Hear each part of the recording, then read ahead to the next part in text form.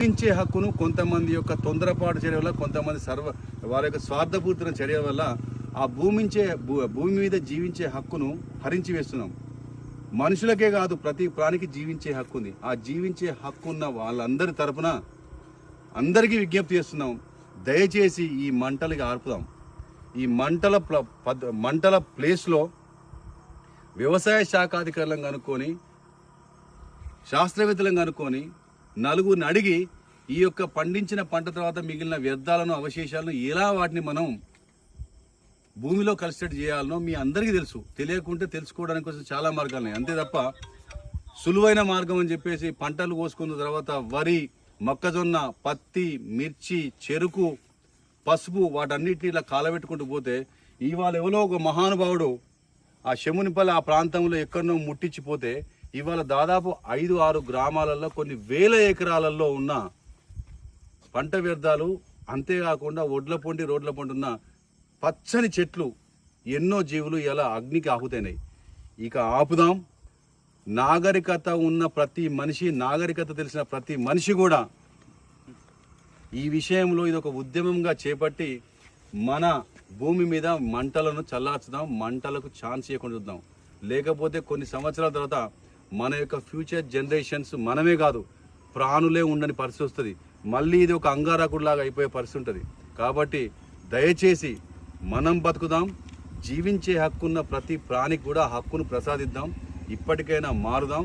ఈ విషయంలో అధికార అనధికార యంత్రాంగాలు అన్ని కథలు రావాలి. ప్రతి ఒక్క బాధ్యత గల పౌరురాలు అందరూ అర్థం చేసుకొని ఇది ఒక ఉద్యమంగా చేపట్టి ఈ మంటలను పెట్టే సంస్కృతిని ఇక మంట పెడదాం.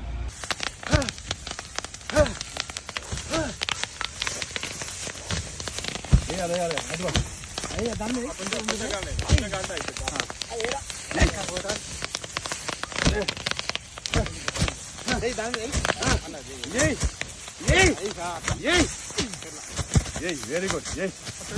మామూలు పట్టిన కొడతాను పట్టు. Very good. పాడికి అయిపోయింది ఇంకా ఉండకపోయింది. చలో చలో చలో చలో చలో చలో